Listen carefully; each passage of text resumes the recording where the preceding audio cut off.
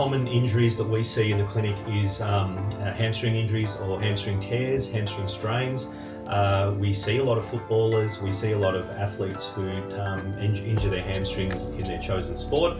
And as they're coming back from their hamstring injury, there is a really important aspect to the rehabilitation, which is their return to running. Now, putting all the strength rehab aside and putting all the other aspects of rehab aside, which are also very important, I'm just here today to focus on the return to running. Now, typically speaking, most hamstring injuries do occur during the acceleration or the deceleration phase of running. If you've seen sprinters tear their hamstrings where they're running along and they go and grab the back of their leg, it's typically as they are going to accelerate through the start of their sprint, or it's at the end of the sprint where they're decelerating, they're trying to reduce speed. So what we do in the rehab phase is we actually train that into their rehabilitation. So accel deceleration training needs to start with long acceleration phases, long plateau phases where you're running at the same speed, and then long deceleration phases. And then what we do is we progressively build those shorter and we build speed higher. So now I'll demonstrate that on a piece of paper so you can understand the concept.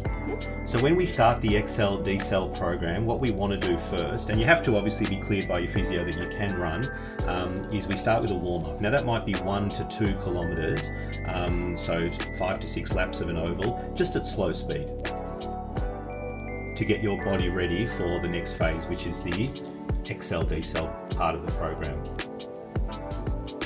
Now, the accel decel part of the program, to start off with, we need some cones. So we put some cones down on the ground at 0. Then we measure out about 40 metres, give or take. Then we measure out another 20 metres, give or take. And then we measure out another 40. When we start the accel decel part of the program, what we want to do is we want to build up speed for the first 40 metres. So we're not hitting our top speed till we get to that point. Then we run at our top speed for 20 metres, and then we decelerate till we stop. Now, what top speed is here will depend on what stage of the running you're starting. Now, when you start this program, your top speed here might only be 40% of your maximum top speed. But as we progress through the program, we obviously want you to hit 100% as your top speed here. So we start off at this cone, we jog for 40 metres, we build up speed till we hit our prescribed top speed, which might be 40% or 50% or 60%, as per what your physio will advise. Then we run at that speed, at that top speed, whatever it is, for 20 metres, and then we decelerate till we stop over the last 40 metres. Now, what we might suggest is you do 4 lots of that, which is a total of 100 metres. 4 lots, you might run that way, one direction, you might have a 30-second break here, then you'll do one this way, have a 30-second break, you run the other way, have a 30-second break, and then you'll run the other way and have another 30-second break. So that would equate to your 4x100s. And then, as I was explaining before, we want to bring the phases a bit closer. So the next one is going to be a cone at 0, the next cone will be at 30, the next cone will be 10 past that, and then 30 there. So this will look a bit like this. It'll be 30, 10, 30. So we've brought the phases in so that we're getting to top speed quicker, we're holding it shorter, and we're decelerating quicker. So we go accelerate, plateau, decelerate. Again, top speed there could be whatever it's prescribed, so 40, 50, 60%. And we might do 4 lots of that, which is 70 metres. Again, running that way, having a break, running backwards, running back the other way, and so on. Once we've done 4 of those, the next progression to this in the same session would be to bring the cones even closer. So this time we're going to have one there, and one there, and the distances are going to be 20 metres and 20 metres. Now, what you'll notice with this one is there's no plateau phase. So what we basically do is we hit top speed at that point, 20 metres into the run, and then we start decelerating. So we just literally hit our top speed and then we come back down. And so that is 4 by 40 metres. And again, top speed here would be whatever it's stipulated, whatever we set it at. But eventually we want to get it to 100%. And the last lot of the accel decel becomes 20 metres. So it's going to be a cone there, a cone there, and a cone there.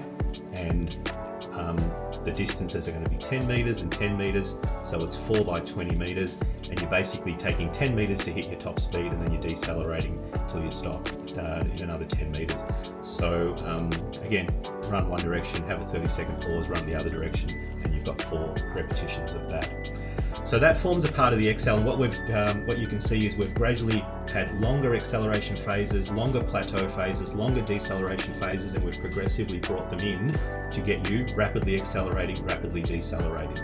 Now, over the multiple sessions of this you do, over 2 to 4 weeks, we'll start you at a low top speed and we'll gradually build you to 100% speed as the hamstring becomes accustomed to top end running. Once you've finished the Excel deceleration, typically we do some shuttle runs here, and they might include 4 by 40 meters and 4 by 60 meters and 4 by 40 meters, bringing the distances less. And again, the top speed that you hit for those shuttles would be whatever it is, 40%, but we're eventually building to 100%. To finish off with, you might just do a 1K warm down to sort of just to get the muscles calming down or cooling down from that solid program. And effectively that program itself, depending on how much you warm up, cool down, and how many shuttles you do, can form a distance of somewhere between 4 and 5 kilometers. So it's a really good running session. It's highly recommended post hamstring injury. There's a lot of variations of this in all sorts of sport. This is only one variation of it, but for variations from this, speak to your physio and we can tweak it to your specific requirements.